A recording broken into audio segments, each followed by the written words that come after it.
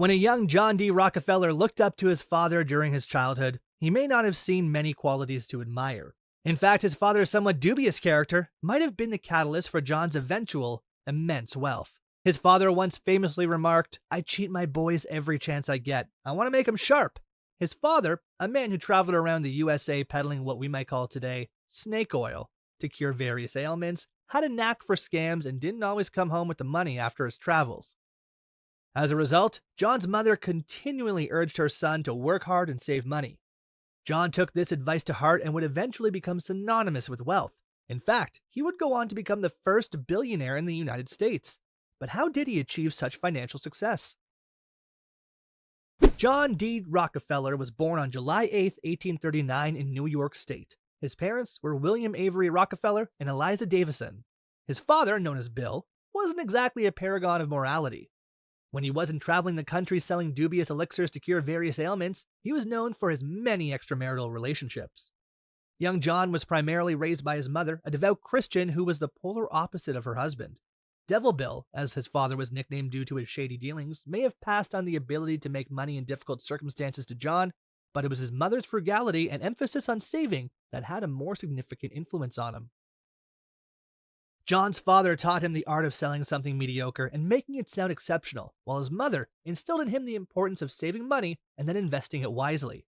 These lessons would eventually lead him to become the wealthiest person of all time when adjusted for inflation. Although John performed well in school, he also had to earn money for his family as his father was often away. By the age of 12, he had saved $50 from selling turkeys, which when adjusted for inflation would be equivalent to approximately $1,667 in 2019. His mother advised him to loan out that money, and he did so to a local farmer at a 7% interest rate. A year later, he received the principal amount along with the interest. It was during this time that he realized the potential of making significant money if he managed it wisely. Reflecting on his first loan, he said, "The impression was gaining ground with me that it was a good thing to let the money be my servant and not make myself a slave to the money." The family relocated to Ohio a couple of years later, and John continued his education, excelling academically.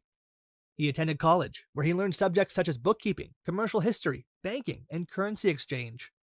Throughout this time, his father continued to impart the art of selling, while his mother reinforced the importance of financial prudence. It's no surprise then that John's first job was an accountant's clerk, as handling money had become second nature to him. At just 16 years old, he dressed much older than his age, often wearing dark suits and ties, and impressed everyone around him with his strong work ethic and seriousness. Even in his early years, John D. Rockefeller displayed an aptitude for effective debt collection, consistently recovering money for his firm, which resulted in regular raises. During his probationary period, he earned just $16 for 3 months of training, but his monthly salary soon increased to $31, then $50, and eventually $58, which was a substantial sum at the time. From a young age, John Rockefeller harbored a single ambition: to amass significant wealth. As a teenager, he expressed his goal of living a long life and accumulating at least $100,000. Adjusted for today's currency value, this would be approximately $3 million.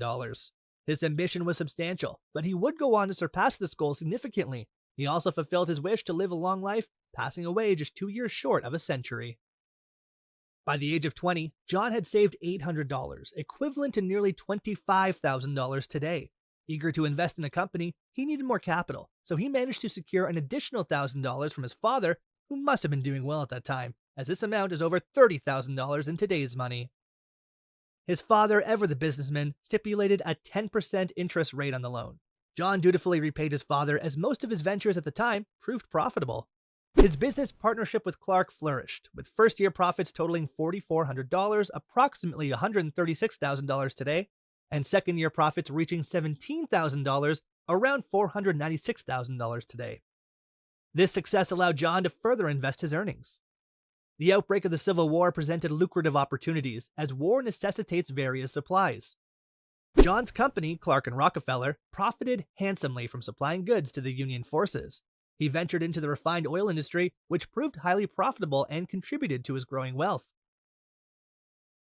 In 1865, Rockefeller bought out his partners for $72,500, an amount exceeding $1 million today.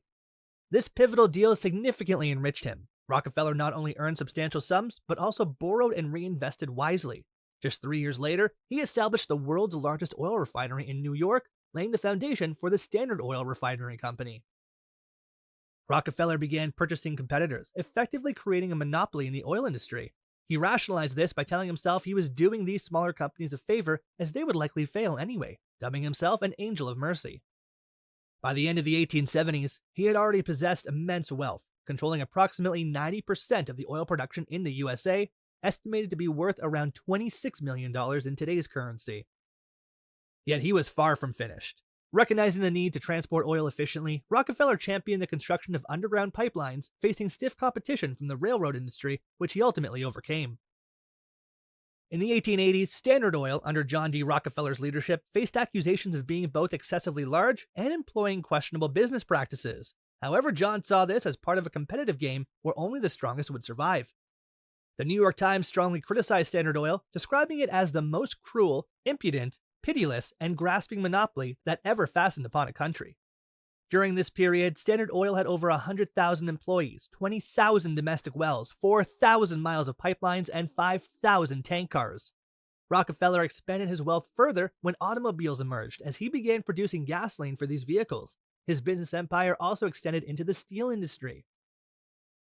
By 1902, he had generated a staggering $58 million from his investments, equivalent to over $1.7 billion today.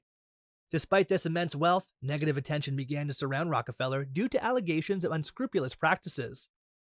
Standard Oil faced antitrust charges in 1911, leading to the company's breakup into numerous smaller entities, including familiar names like Exxon and Mobil. After this event, Rockefeller's wealth was estimated to be around $900 million, which, adjusted for inflation, equals $320 billion today. The relentless pursuit of wealth took a toll on Rockefeller's health. He experienced anxiety and depression throughout his life, and the stress eventually caused him to lose all his hair, leading him to wear wigs. In later years, as he reduced his focus on financial pursuits, his health improved. Having amassed his fortune, Rockefeller dedicated much of his time to philanthropy. He generously donated substantial sums to support advancements in medicine, science, education, and the arts. In 1913, he established the Rockefeller Foundation, contributing approximately $250 million over time. Adjusted for inflation, this would be roughly $60 billion today. Rockefeller remains a controversial figure, with detractors criticizing his ruthless and greedy side. However, others argue that he also had a compassionate and generous aspect. As one commentator noted, what makes him problematic and why he continues to inspire ambivalent reactions is that his good side was every bit as good as his bad side was bad. Seldom has history produced such a contradictory figure. At the time of his richest, some estimates placed Rockefeller's wealth at $402 billion in today's money, a significant portion of the US GDP, and potentially making him the richest person in modern history. However, some sources suggest his fortune may have been half that amount.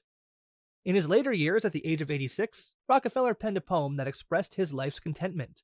While the sentiment is relatable, it's essential to consider the different challenges faced in the early 20th century compared to today's digital age, where online security is a constant concern.